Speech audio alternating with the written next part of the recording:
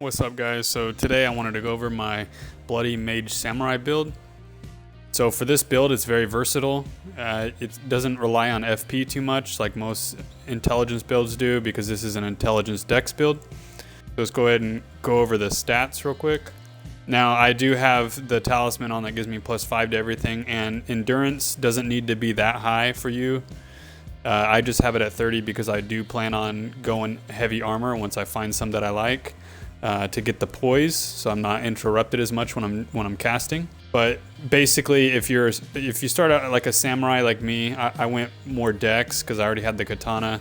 Start leveling up vigor, get into a little bit of mind and a little bit of endurance, and then I branched out. I got the staff and I started leveling up intelligence.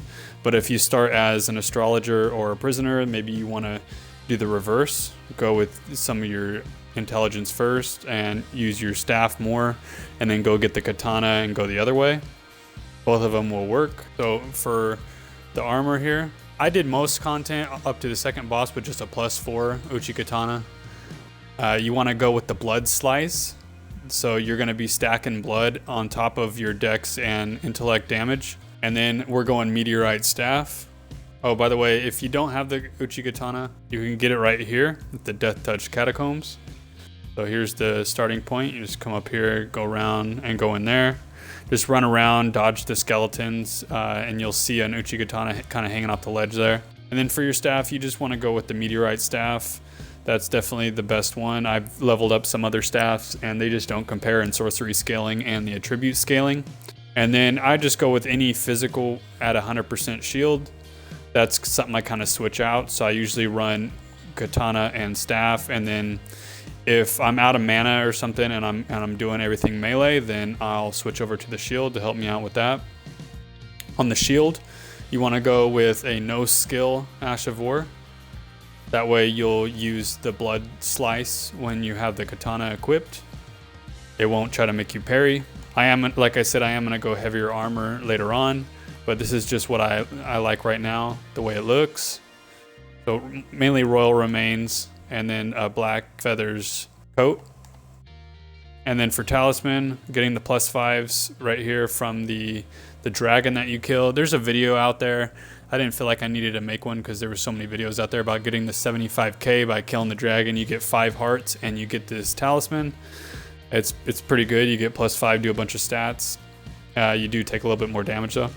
And then Claw Talisman, this is for jump attacks. Jump attacks are OP in this game, so you want to do a lot of jump attacks. So pretty much with the katana, I'm doing just a lot of jump attacks, and then I'm doing a lot of bleed attacks. You're just doing that a lot. And then if you do want to throw in some, just some like lights and some heavies, the best thing to do would be to put on this Scholar's Armament. This will make all those attacks do a lot more damage. Also, another quick tip is once you get the Ash of War for the Glint Blade Phalanx, you're going to want to put that on just a light dagger and just use it for the buff, because it's a lot cheaper than the spell. And I believe you get that Ash of War in the castle, the Godric castle, from one of the mages there. So you're just going to want to pop that and then switch back over. And it does almost the same amount of damage.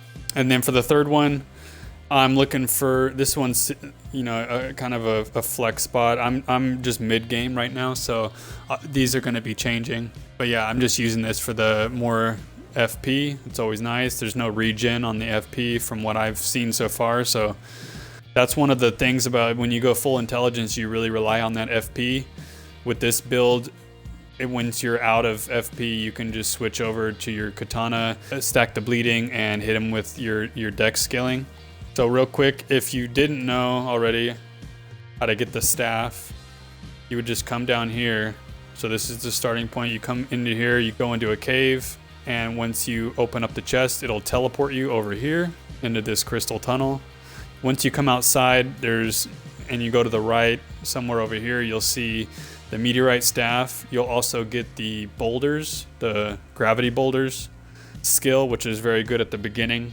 Now for spells, when you're just starting out, Glinstone Pebbles is probably one of your best spammable skills. You're going to run the Scholar's Armament to boost up your katana whenever you can. And then you're going to want to get this boulder spell, the Rock Sling.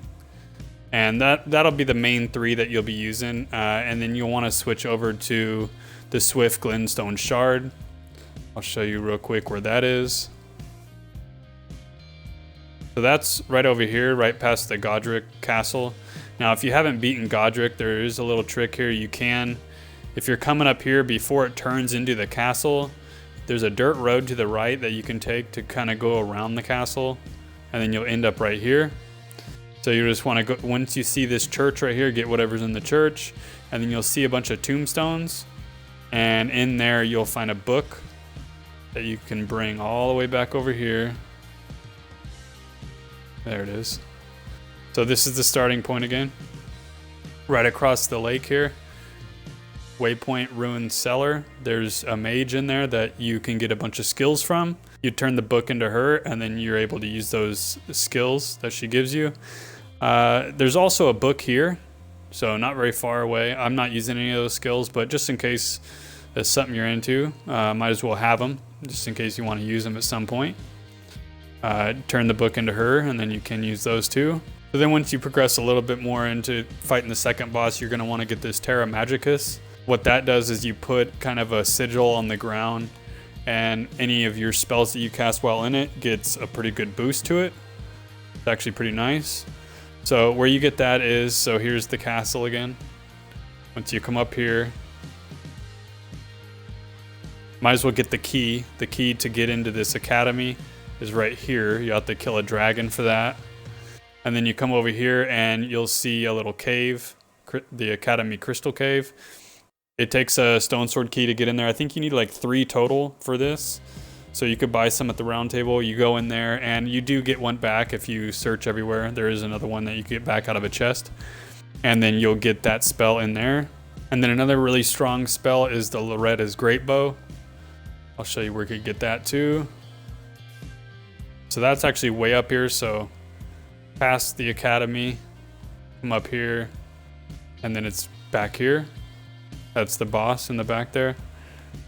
Kill her, and then you get Loretta's greatbow. All right, so now that we got the spells and the staff sorted out for your long range damage, one of the best things about this build is if we run out of FP or if we're fighting enemies in the academy with magic resistance, we can switch to our katana and we get the physical damage and the bleed damage. So we're rocking 3 different kinds of damage here. We're not even speccing into bleed because we don't have to. We have the katana and the Ash of War that just stacks that extra damage on it. It's just cherry on top. So these guys have like 1,000 health here, and you can 2-shot them. And the thing that's nice about the katana is that it's fast. So you're not waiting for a big hammer to come down, and you know, if you miss, you're doing no damage. So we're only a +8 Uchi Katana here. I'm actually leveling up a bunch of different weapons right now, so I'm still doing some testing. This has been by far the best. I can't wait to see what it does at +25. I'm also looking at the Moon Veil. That's maybe for PvP. It's really FP heavy, so you might run into some FP problems there. I am going to put about 10 more points into intelligence, maybe 5 more into dexterity. I'm going to be testing that out. But for PvE, this has been the most well-rounded. So I think that's going to do it for this one. If you guys found this video at all helpful, consider maybe throwing me a like and hitting me with a sub if you want to see some more. And I'll see you guys in the next one.